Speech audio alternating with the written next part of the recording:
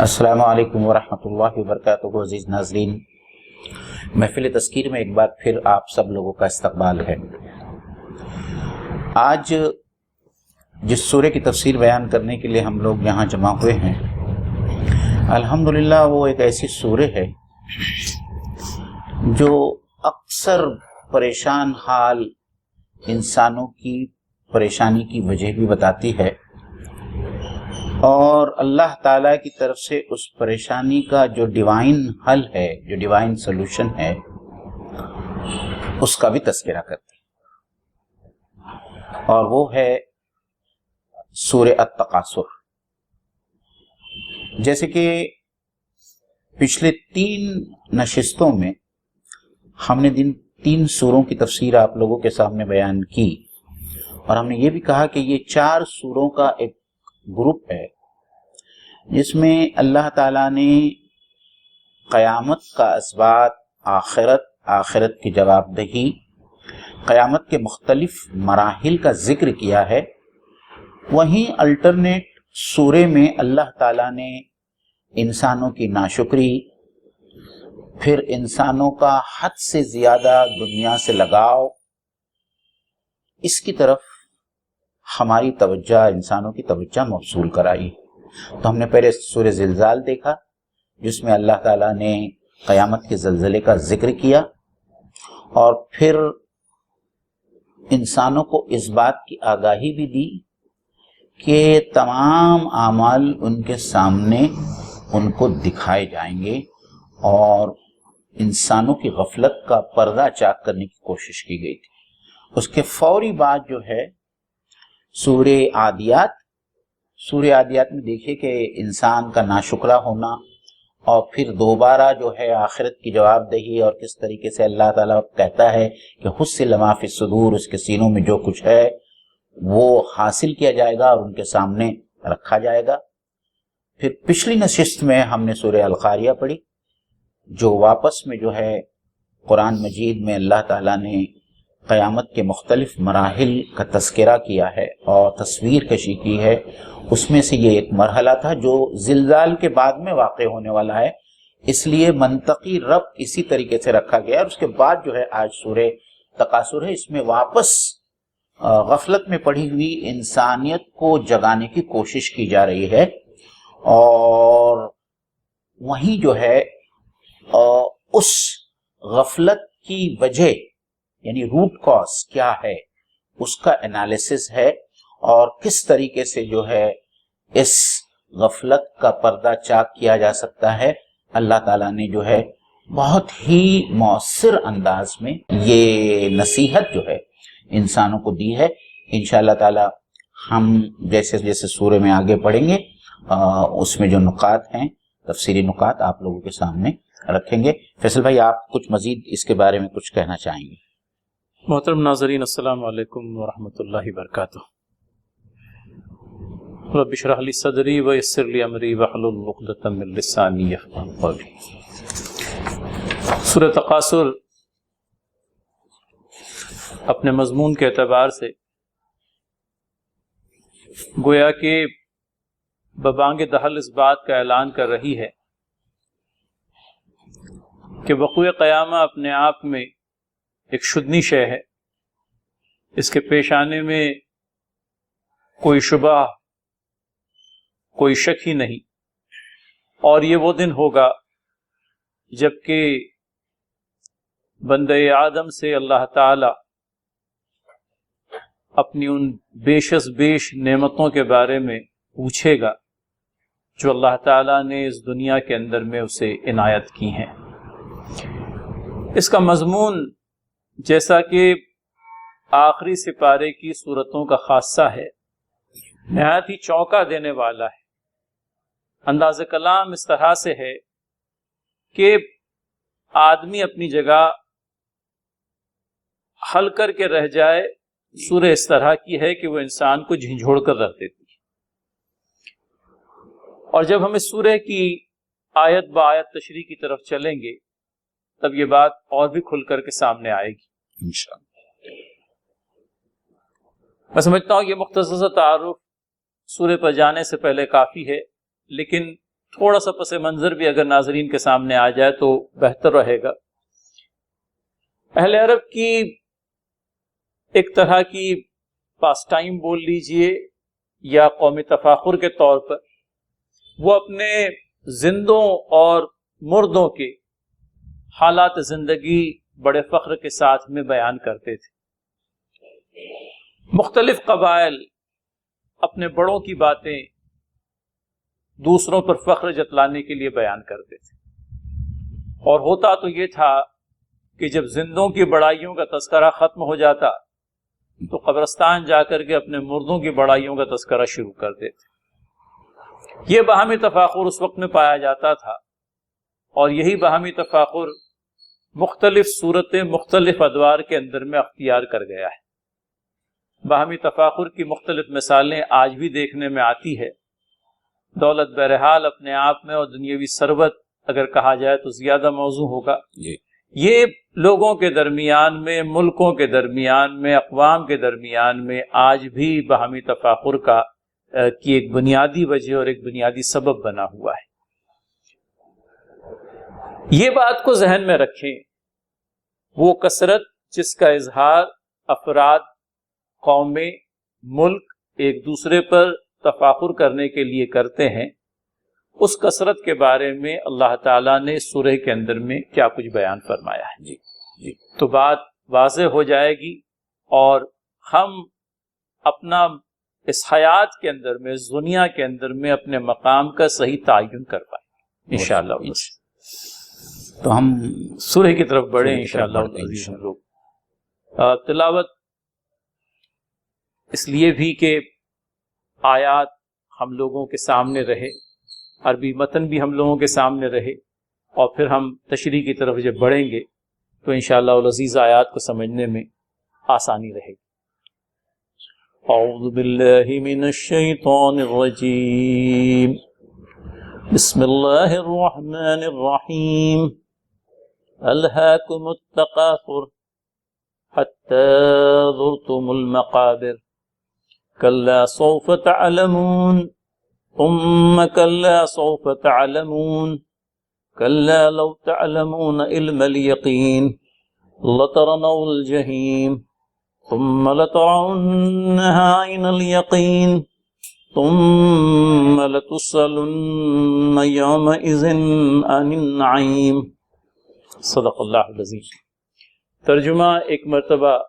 ہمارے سامنے آ جائے، یہ لفظی ترجمہ نہیں بلکہ ترجمانی ہے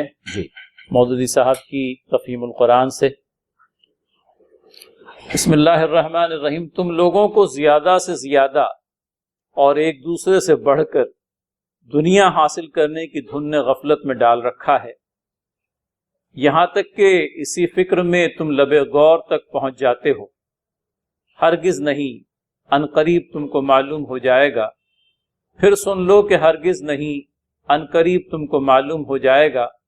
ہرگز نہیں، اگر تم یقینی علم کی حیثیت سے اس روش کے انجام کو جانتے ہوتے تو یہ تمہارا طرز عمل نہ ہوتا۔ تم دوزخ دیکھ کر رہو گے، پھر سن لو کہ تم بالکل یقین کے ساتھ اسے دیکھ لو گے، پھر ضرور اس روز تم سے ان نعمتوں کے بارے میں جواب طلبی کی جائے گی۔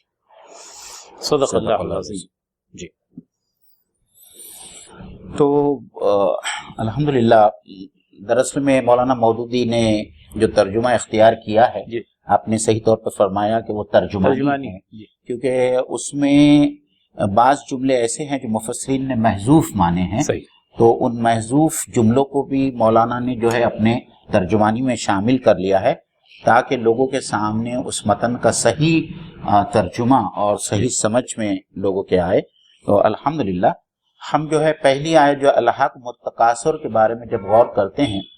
تو دراصل میں یہ جو الہاکم جو ہے یہ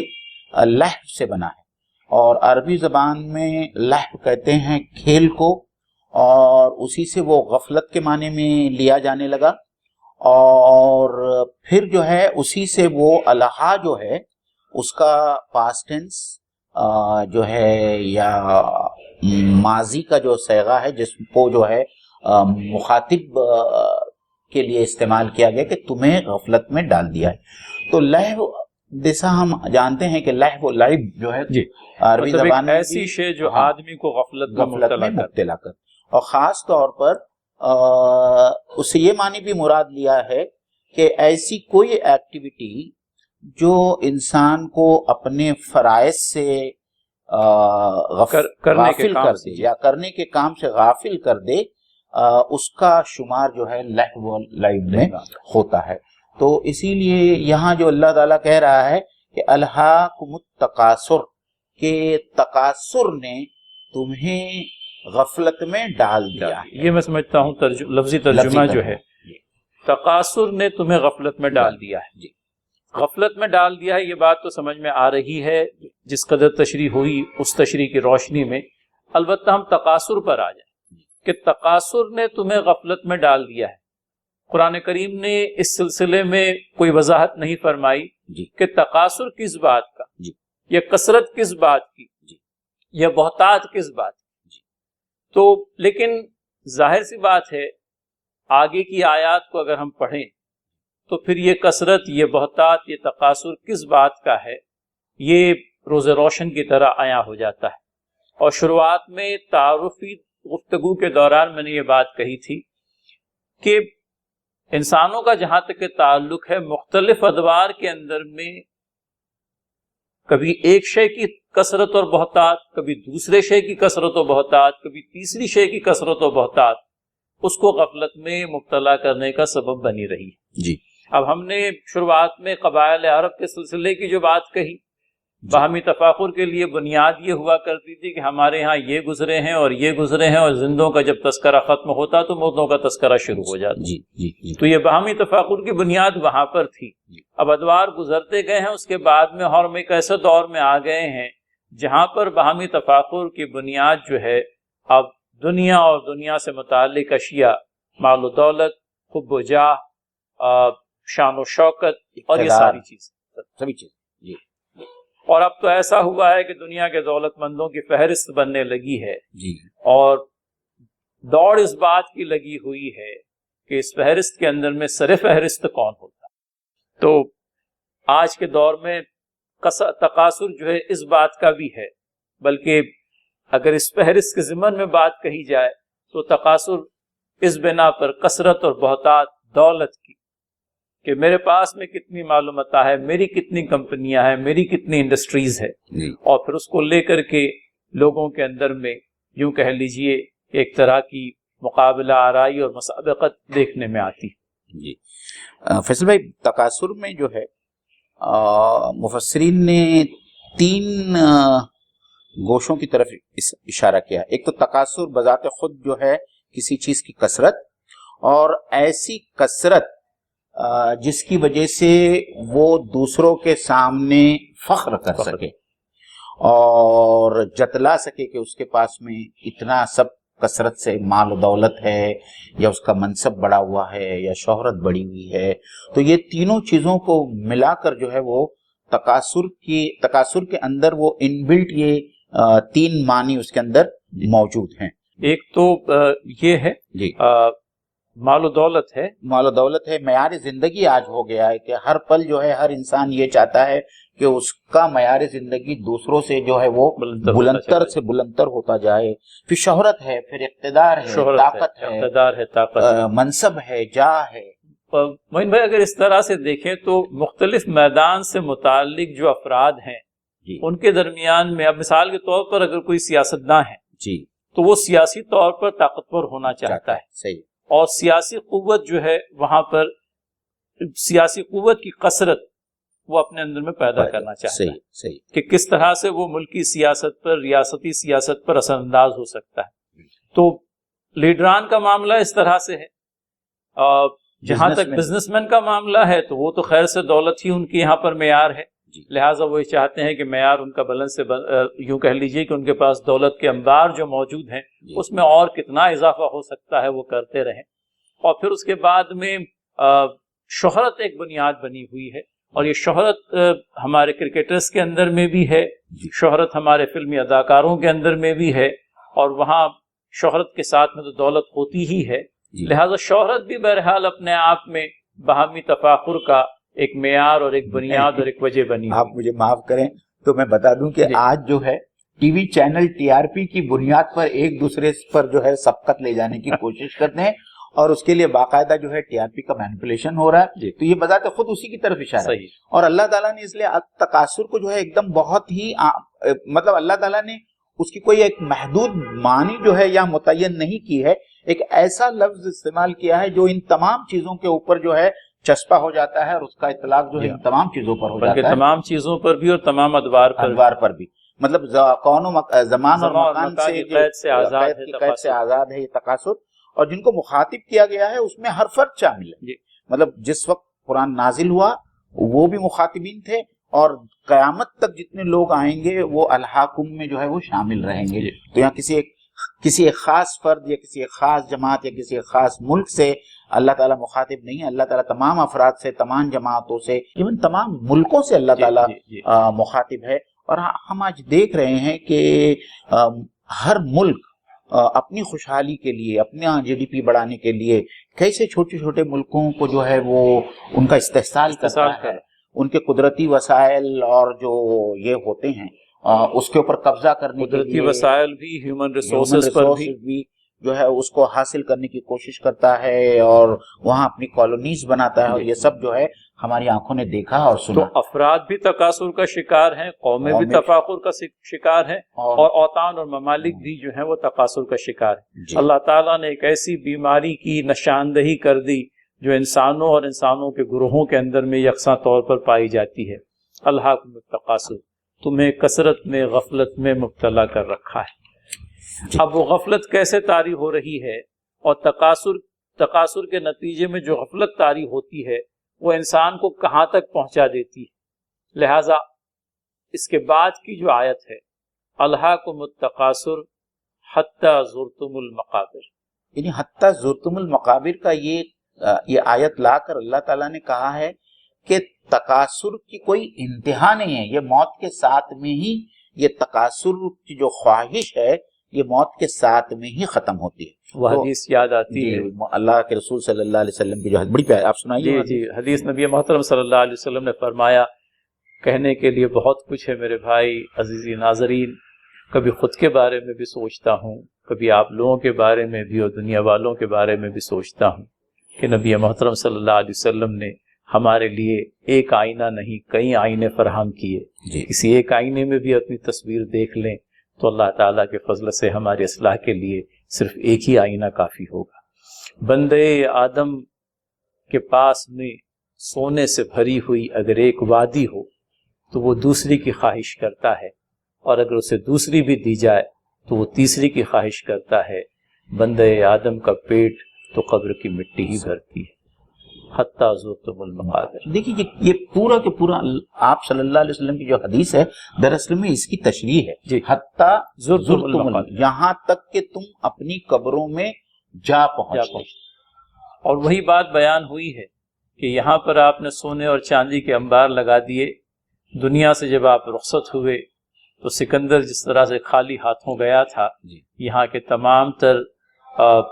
دولت مند، ثروت مند اس دنیا سے خالی ہاتھ ہی جانے ہیں. اور پھر وہ جو پیٹ بھرنے کا عمل ہوگا تو قبر کی مٹی ہی اس پیٹ کو جو ہے ایک دم پر کر دے گی. اس کے بعد میں کوئی حاجت باقی نہیں رہے گی. اس کی طرف ایک اور حدیث جو میری نظر سے گزرے فیصل بھائی، جی ضرور ارشاد میں وہ معاذرین کے سامنے رکھنا چاہوں گا کہ اللہ کے رسول صلی اللہ علیہ وسلم نے فرمایا، تو دنیا سے بے رغبت ہو جا، اللہ تعالیٰ تجھ سے محبت کرے گا. اور لوگوں کے پاس جو کچھ بھی ہے تو اس سے بے نیاز ہو جا، تو اللہ تعالیٰ ان لوگوں کے دل میں تیرا احترام اور تیری محبت پیدا کرے. الحمدللہ. بالکل. تو یہ بے رغبتی کا جو فارمولہ اللہ کے رسول صلی اللہ علیہ وسلم نے بتایا ہے، جیسے کہ آپ نے کہا یہ بہت سارے آئینے ہیں ہمارے پاس میں، اور ان آئینوں میں جھانکنے اور دیکھنے کی اور اس پر عمل کرنے کی ہم کو ضرورت ہے انشاءاللہ. حتی زرتم المقابر، یہاں تک کہ تم اپنی قبر کو پہنچ گئے. اختتام سامنے آ رہا ہے. وہ چیز جو بہت دور سمجھی جاتی تھی اب وہ قریب لا کر کے رکھ دی گئی. حتیٰ زرتم المقابر، یہاں تک کہ تم اپنی قبروں کی زیارت کر لو گے، یہاں تک کہ تم اپنی قبر کو دیکھ لو گے، یہاں تک کہ تم لب غور تک پہنچ جاؤ گے. اور اس لب غور کو پہنچنے کے بعد میں یہ جو غفلت کا پردہ ہے یہ اٹھنا شروع ہو جائے گا کہ اب اصل انجام کی طرف گویا کہ تم اپنے آئندہ سفر کی طرف روانہ ہو رہے ہو، اصل انجام کی طرف تم بڑھ رہے ہو. الہاکم التکاثر، تمہیں تکاثر نے غفلت میں مبتلا کر رکھا ہے، اور یہ پردہ غفلت اس قدر دبیز، اس قدر موٹا، اور تم اس کو اٹھانے سے اس قدر عاجز کہ جب تمہاری زندگی کا سفر ختم ہو جاتا ہے اور تم لب غور تک پہنچ جاتے ہو، تب تک یہ تکاثر کے حصول کی جو دوڑ لگی ہوئی ہے، تکاثر کے حصول کا جو مقابلہ آرائی بنی ہوئی ہے، وہ یوں کہہ لیجئے کہ لب غور تک پہنچنے کے بعد، لب غور تک پہنچنے تک یہ سلسلہ گویا کہ چلتا رہتا. جی. کلا سوف تعلمون ثم کلا سوف تعلمون کلا لو تعلمون علم الیقین لترون الجحیم ثم لترونها عین الیقین. کلا کی معنی عربی زبان میں ہوتی ہے ہرگز نہیں، اور قرآن مجید میں بہت ساری ہی جگہوں پر اللہ تعالیٰ نے اس لفظ کو استعمال کیا. اس لیے آج کی نشست میں یہ ضروری سمجھتا ہوں کہ اس لفظ کو ہم تھوڑا بہتر طریقے پر سمجھ جائیں. کلا سے مراد ہے اللہ تعالیٰ جب کسی ایسے غلط مفروضے کی بہت شدت سے نہیں کرنا چاہتے ہیں، نفی کرنا چاہتے ہیں، اس وقت اللہ تعالیٰ کلا کا لفظ استعمال کرتے ہیں. مطلب یہ جو ہے بہت ہی emphatic negation of a false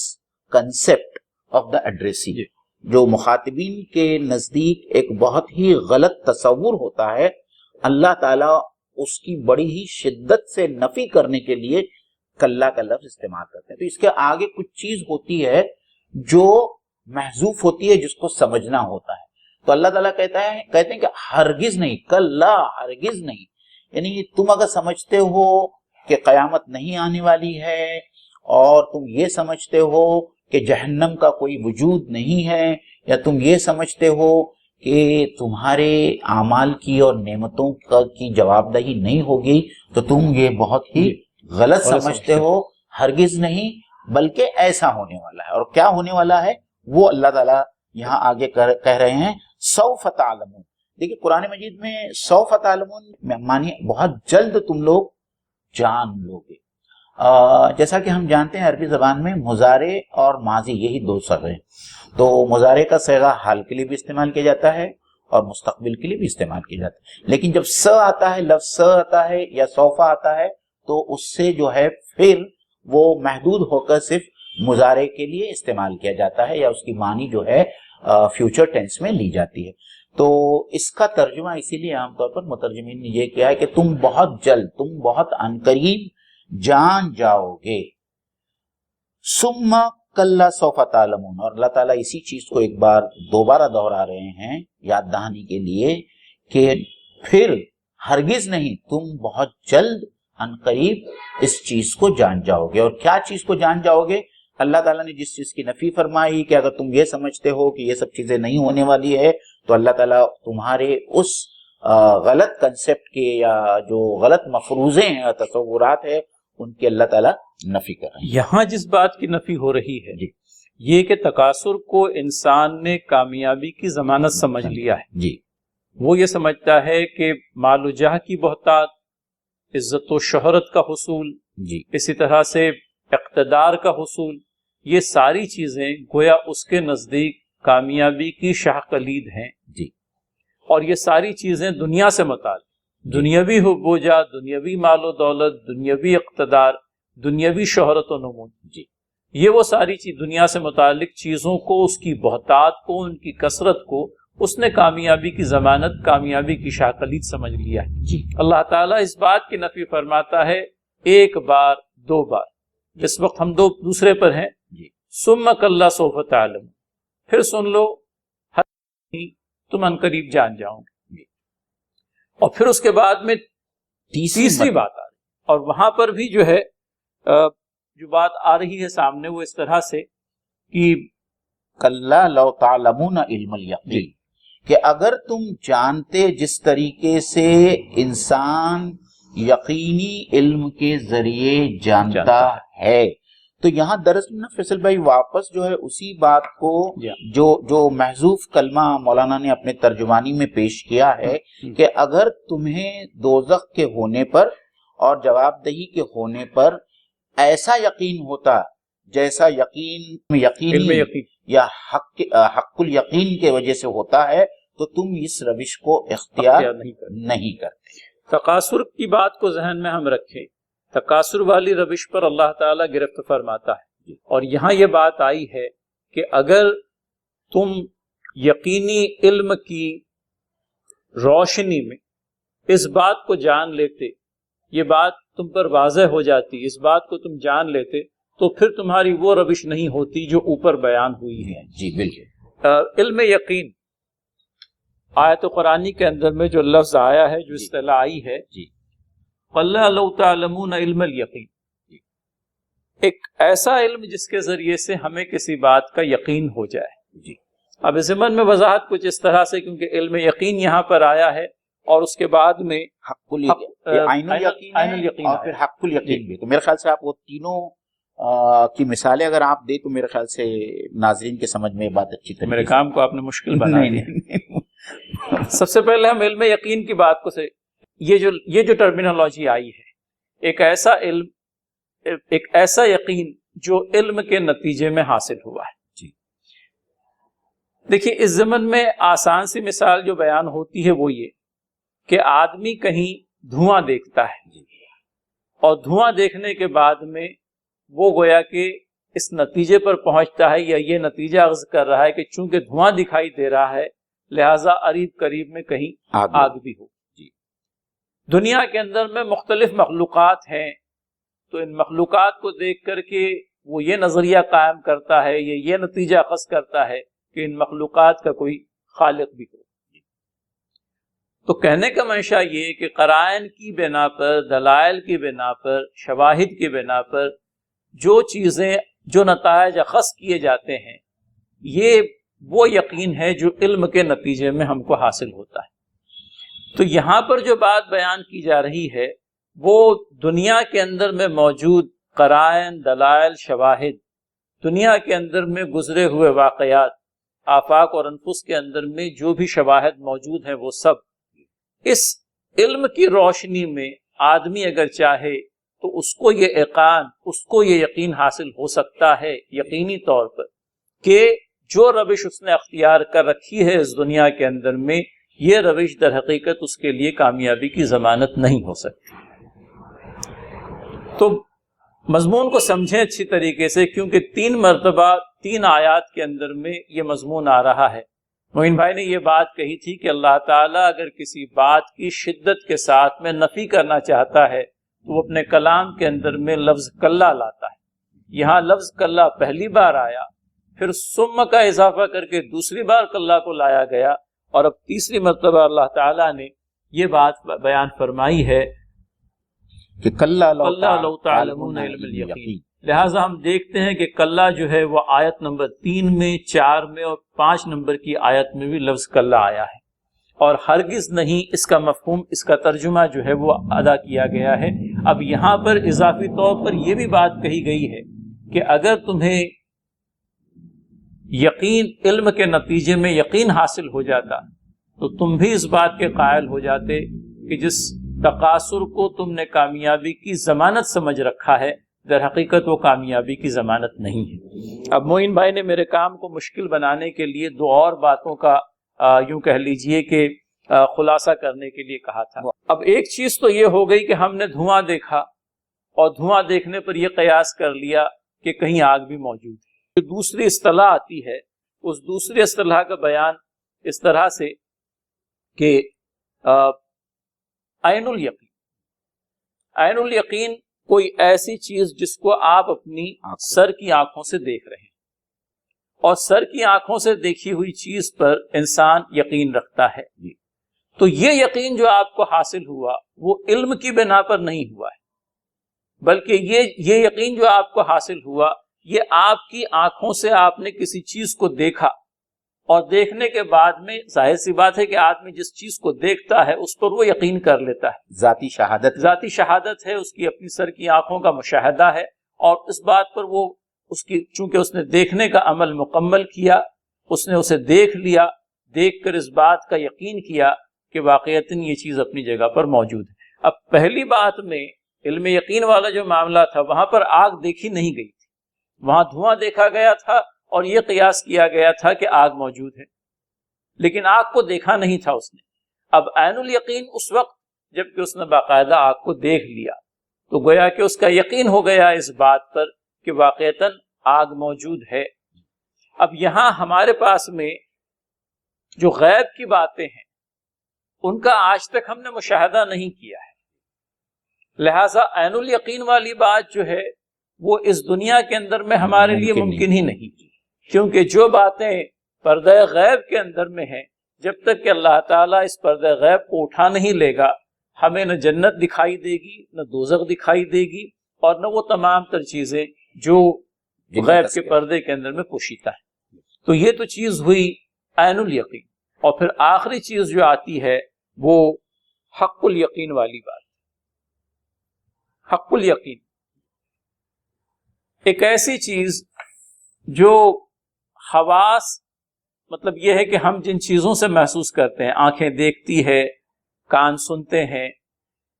تو یہ سننے کا عمل اور دیکھنے کا عمل یہ کبھی کبھی اس میں دھوکہ ہو جاتا ہے۔ گھر کا کواڑ بجا نہیں ہے لیکن سوتے سوتے کبھی آنکھ کھل گئی اور ایسا لگا کہ گھر کے دروازے پر کسی نے دستک دی، تھوڑی دیر آپ ویسے ہی پڑے رہتے ہیں یہ جاننے کے لیے کہ شاید کوئی باہر ہوگا تو دوبارہ دستک دے گا، لیکن دوبارہ دستک نہیں ہوتی۔ یعنی آپ کے کانوں نے اگر کچھ سنا بھی تھا تو در حقیقت ویسا کچھ نہیں تھا، باہر کوئی دستک دینے والا موجود نہیں تھا۔ یعنی آپ کے کانوں نے جو سنا وہ در حقیقت ایک واہمہ تھا، ایک توہم تھا، ایک ایسی چیز تھی جو تھی نہیں لیکن آپ نے سمجھ لی کہ ہے۔ لیکن کچھ مشاہدات ایسے ہیں جن پر دل گواہی دیتا ہے۔ سورہ نجم کے اندر میں اگر ہم چلیں تو وہاں پر اللہ تعالی نے اپنے نبی کریم صلی اللہ علیہ وسلم کو واقع معراج کے دوران جو مناظر بتلائے تھے ان کا تذکرہ آتا ہے، اور وہاں پر ایک آیت ہم کو یہ ملتی ہے کہ آنکھوں نے جو کچھ دیکھا دل نے اس کی نفی نہیں کی۔ تو گویا کہ آنکھ جو کچھ دیکھ رہی ہے قلب اس بات کی تصدیق کر رہا ہے۔ اب یہ دونوں چیزیں جہاں مل جائے گی وہاں پر بات جو ہے وہ حق الیقین تک پہنچ جائے۔ آپ کی آگ والی مثال میں جس ان کو اور زیادہ سمپلیفائی کرنا چاہوں گا جی۔ آپ نے دھواں دیکھا، آپ دھوئیں کی تلاش میں آگے بڑھے، آپ کو آگ نظر آئی، اگر آپ یہ سمجھتے ہیں کہ یہ واقعی میں آگ ہے نہیں ہے، آپ اس کو واقعی میں ثابت کرنا چاہتے ہیں یا سمجھنا چاہتے ہیں کہ واقعتاً یہ میرا واہمہ نہیں ہے، آپ اس میں ہاتھ ڈالیں یا آپ اس میں کچھ کاغذ جلائیں تو آپ کو احساس ہوگا کہ واقعی میں یہ آگ موجود ہے، اور اسی چیز کو جو ہے حق الیقین کے نام سے یاد کیا جاتا ہے یا یہ اصطلاح استعمال کی جاتی ہے۔ گویا کہ ہم پچھلی مثال کو تھوڑا سا آگے بڑھا مطلب یہ تینوں یقین کے 3 درجات ہیں، علم الیقین، عین الیقین، حق الیقین، اس میں سب سے ٹاپ کا درجہ مطلب یہ جو ہے یقین کی انتہا جو ہے وہ حق الیقین ہے۔ تو مفسرین یہ بھی کہتے ہیں کہ اگر انسان اس دنیا میں جہنم کی آگ کو اسی طریقے سے دیکھتا جس طریقے سے وہ اپنے جسم کی آنکھوں سے دیکھتا، اور جس طریقے سے وہ آگ کو محسوس کرتا ہے اس دنیا میں اپنی جلد سے یا اپنے دوسرے حواس سے، اگر جہنم کی آگ کو وہ اسی طریقے سے دیکھتا اور محسوس کرتا تو پھر اس کی یہ روش نہیں ہوتی۔ یہ جو اس کی جو تکاثر کی اور بڑھنے کی اور یہ جو کچھ بھی دنیا حاصل کرنے کی جو روش ہے، جس کے لیے وہ غلط سلط کام کرتا ہے، حلال اور حرام کی تمیز اٹھ جاتی ہے، اور پھر وہ اخلاقی گراوٹ کا شکار ہوتا ہے، یہ تمام باتیں نہیں ہوتی اگر اس کا جہنم کی آگ پر ویسا ہی وشواس اور ویسا ہی یقین ہوتا جیسے کہ حق الیقین کا تقاضا ہے۔ جی تو ناظرین، یہ بات اس مثال کے ذریعے سے، یہ تین اصطلاحیں جو ہے اس مثال کے ذریعے سے واضح ہو جاتی ہے۔ اس آیت کے اندر میں جو بات آئی ہے قَلَّا لَوْ تَعْلَمُونَ عِلْمَ الْيَقِينِ، یہاں ہم علم الیقین تک پہنچے ہیں کہ دنیا کے اندر میں جو قرائن موجود ہیں، دنیا کے اندر میں جو شہادتیں موجود ہیں، آفاق اور انفس میں، ہمارے اپنے جسم کے اندر میں جو قرائن، جو شواہد، جو دلیلیں موجود ہیں، ان پر بھی اگر ہم نگاہ ڈالیں، دنیا کی روزمرہ تبدیلیوں پر نگاہ ڈالیں، تاریخ کے اندر میں موجود مختلف تاریخی شواہد پر نگاہ ڈالیں، تب بھی یہ بات ہم پر قطعی طور پر واضح ہو جائے گی کہ تقاصر انسانی کامیابی کی ضمانت نہ کل تھا، نہ آج ہے اور نہ آئندہ ہوگا۔ دنیا والے اس دنیا کے اوپر کٹ مریں، اس کے اوپر ریجھیں، اس کے اوپر اس کو لے کر کے اپنے دن کے سکون کو اور رات کے چین کو غارت کر، لیکن اس کے باوجود بھی کامیابی کی سبیل ان کو حاصل نہیں ہوگی۔ وہ اگر دیکھیں تو سکندر کے انجام کو دیکھیں، وہ اگر دیکھنا چاہیں تو قارون اور حامان کے انجام کو دیکھیں، وہ دیکھنا چاہیں تو فرعون کے انجام کو دیکھیں۔ اور ان سب لوگوں کو دنیاوی طور پر ایسا لگتا تھا کہ وہ کامیاب ہیں، ان سے بڑھ کر کے کامیاب اس دنیا کے اندر میں کوئی نہیں، لیکن جیسے ہی روح کا جسم سے نکلنے کا وقت آیا، یہ بات آشکارا ہو گئی کہ جس چیز کو انہوں نے کامیابی کی شاہ کلید سمجھا تھا، وہ در حقیقت کامیابی کی شاہ کلید تو کیا کلید بھی نہیں تھی۔ تو اس پر آتے ہیں ہم لوگ اگلی آیت پر، الجحیم، تم ضرور ضرور دیکھو گے جہنم کو، یعنی تم آج اس پر یقین رکھتے ہو یا نہیں رکھتے ہو، تمہارا ایمان ہے یا ایمان نہیں ہے، تمام لوگوں سے مخاطب ہو کر کہا جا رہا ہے، یا ان لوگوں سے بھی مخاطب ہو کر کہا جا رہا ہے کہ مومن ہونے کے ناطے ان کا ایمان ہے جنت اور جہنم پر، لیکن جس ایمان کا تقاضا اللہ تعالیٰ کر رہا ہے، اور چونکہ ہمارا ایمان آخرت یا جہنم پر جتنا مضبوط ہونا چاہیے اتنا نہیں ہے، اور اسی کی وجہ سے جو ہے ہم برائیوں میں مبتلا ہے، اور ہم تقاصر کے خواہش مند ہیں، اور اس کے لیے حلال اور حرام کی قید کو ہم بھلا بیٹھے میں سمجھتا ہوں یہ نقطہ جو ہے یہ سامنے آنا بہت ضروری ہے۔ اہل کثرت کے سامنے قابل حصول کیا ہے؟ زیادہ سے زیادہ دولت، زیادہ سے زیادہ شہرت، زیادہ سے زیادہ نام و نمود، زیادہ سے زیادہ یوں کہہ لیجیے کہ دنیاوی وسائل کا حصول، اور یہ چونکہ اس چیز کو حاصل کرنا ہے لہذا مینز کا کوئی تذکرہ نہیں ہوتا۔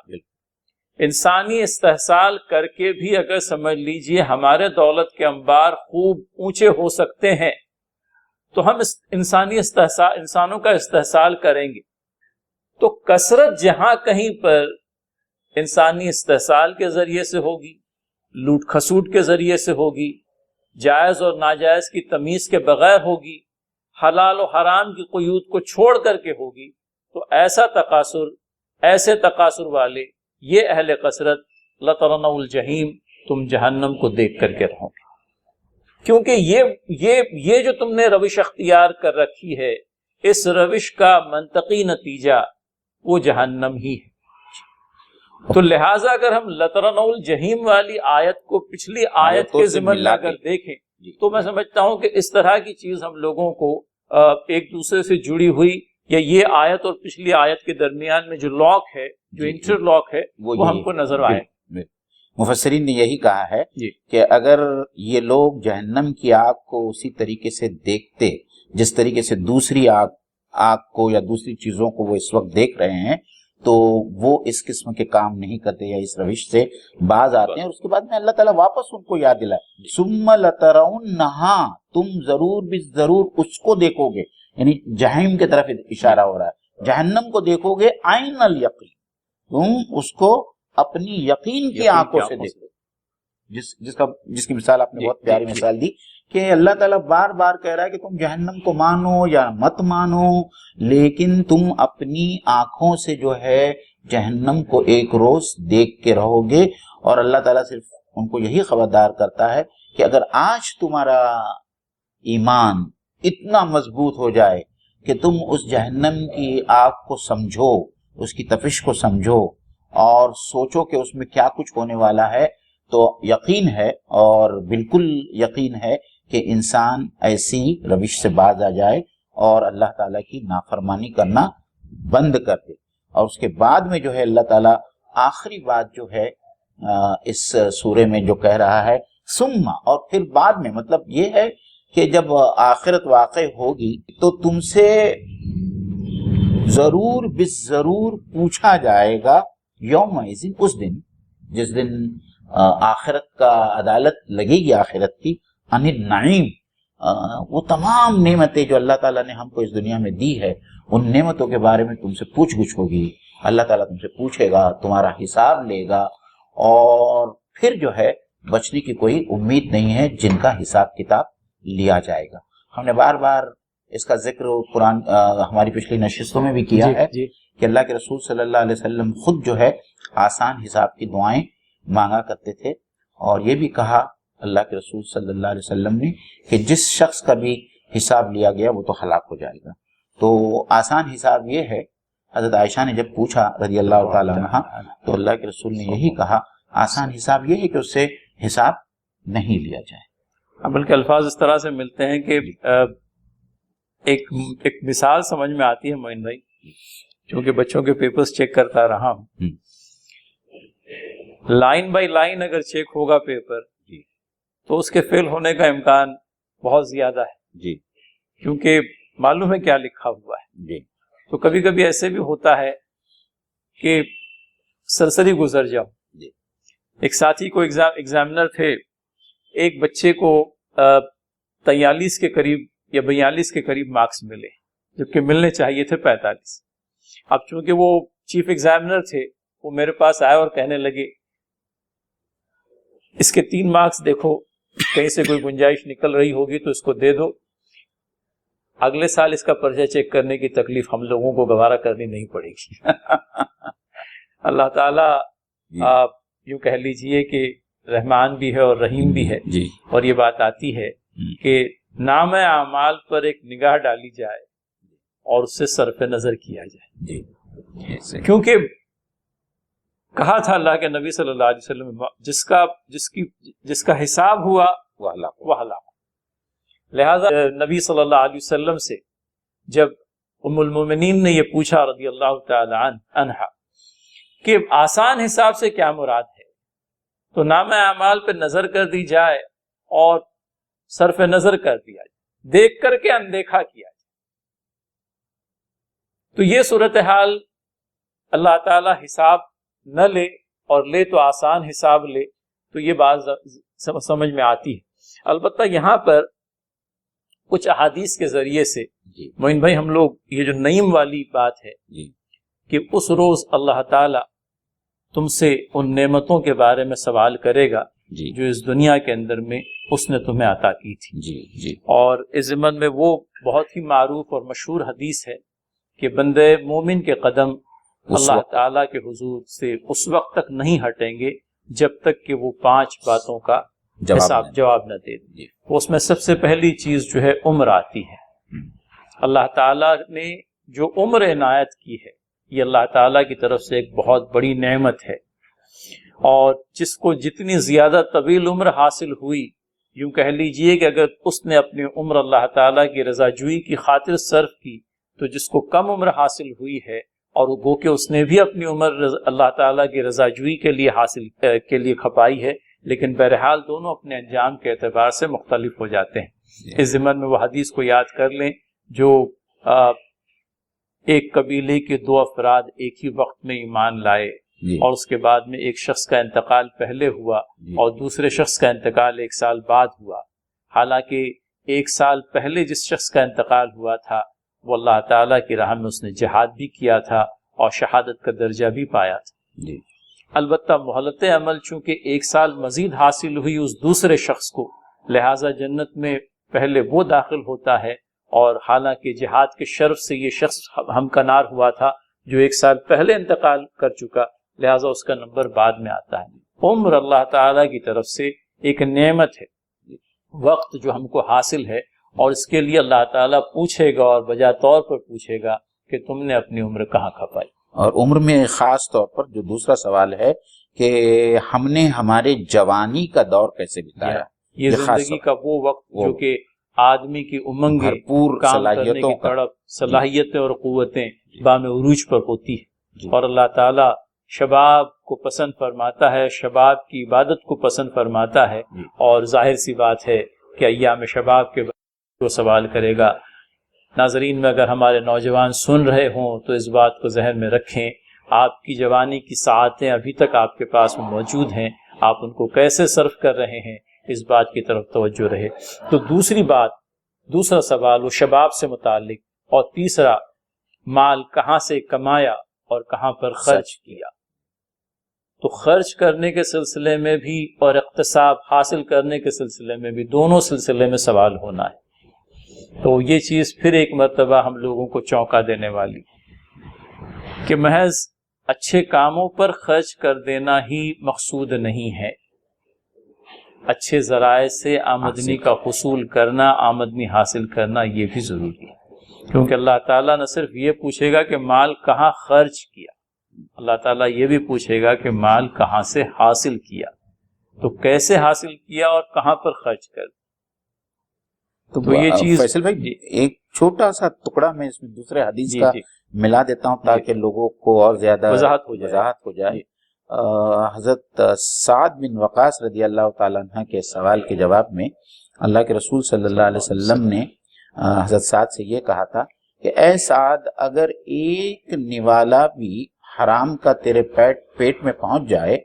تو تیری 40 دن کی عبادت قبول نہیں ہوگی۔ اللہ اکبر۔ ایک نوالا بھی دراصل حضرت سعد بن وقاص نے اللہ کے رسول صلی اللہ علیہ وسلم سے یہ پوچھا تھا کہ اے اللہ کے رسول، میں مستجاب الدعوات بننا چاہتا ہوں کہ میں جو بھی دعا کروں اللہ تعالیٰ میری دعاؤں کو قبول کر دے۔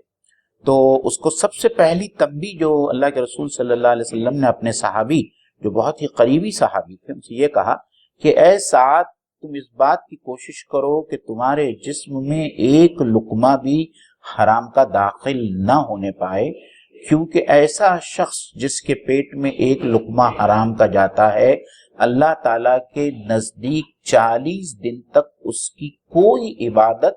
قبول نہیں ہوتی۔ اس میں تمام عبادتیں آگے، چاہے نماز ہو، روزہ ہو، قرآن مجید کی تلاوت ہو، انفاق ہو، کوئی بھی نہیں کہ اللہ تعالیٰ کے نزدیک قابل قبول نہیں۔ تو یہ جو کمانے والا جو معاملہ ہے، جو تیسرا سوال ہے، وہ اتنا اہم ہے کہ تم نے کہاں سے کمایا اور کیسے خرچ کیا۔ اور پھر پانچواں سوال جو علم سے متعلق ہے کہ جو علم حاصل کیا اس پر کس قدر عمل کیا۔ تو چونکہ پورا دین ہی عمل سے عبارت ہے، لہٰذا محض حصول علم سے بات نہیں بنے گی، بلکہ جو لوگ زیادہ علمی یافتہ ہیں ان کی ذمہ داریاں تو اور بھی زیادہ بڑھ جاتی ہیں۔ یہ ضرور ہے کہ وہ اللہ تعالیٰ کے نزدیک پسندیدہ ہیں، لیکن ان کا علم و فضل اس بات کا متقاضی ہے کہ وہ اپنے علم پر عمل بھی کریں، کیونکہ یہ سوال ہمارے لیے خدا نخواستہ کبھی سوہان روح بن جاتا ہے کہ جو علم حاصل کیا اس پر کتنا عمل کیا۔ اور چونکہ بعض و تلقین کرتے ہوئے بہت ساری باتیں بیان ہو جاتی ہے، اللہ تعالیٰ سے اس بات کی دعا ہے کہ باری تعالیٰ اپنے فضل سے جو علم تو نے عنایت کیا اس پر عمل پیرا ہونے کی تاحیات توفیق و ہدایت نصیب کرتا ہے۔ عزیزان گرامی، یہ چند ایک باتیں اس سورہ کے تعلق سے نعمت کے تذکرے کے سلسلے میں کچھ اور وضاحتیں کرتا چلوں کہ اللہ تعالیٰ جن نعمتوں کے بارے میں سوال کرے گا اس کے اندر میں ہماری صحت بھی ہے، ہماری اولاد بھی ہے۔ مال کے بارے میں تو بات آ گئی، اولاد بھی اللہ تعالیٰ کی طرف سے ملی ہوئی ایک نعمت ہے، اور اس اولاد کے سلسلے میں بھی اللہ تعالیٰ ہم سے سوال فرمائے گا کہ میں نے تمہیں اولاد عنایت کی تھی، اور اس اولاد کے سلسلے میں پھر ہماری ذمہ داری دو چند ہو جاتی ہے کہ اولاد کی نعمت کو پانے کے بعد میں ہم نے اس نعمت کے ساتھ میں انصاف کیا یا ہم نے خدا نخواستہ اس نعمت کو ضائع کر دیا۔ لہٰذا اس ضمن میں بھی اولاد کے سلسلے میں بہت زیادہ حساس بننے کی، متفکر ہونے کی ضرورت ہے کہ جہاں اللہ تعالیٰ کی طرف اولاد ہماری چہیتی صحیح، اور لیکن یہ بھی اللہ تعالیٰ کی طرف سے ایک نعمت ہے، اور اس کے تعلق سے بھی اللہ تعالیٰ سوال فرمائے گا۔ اسی طرح سے صحت ہے،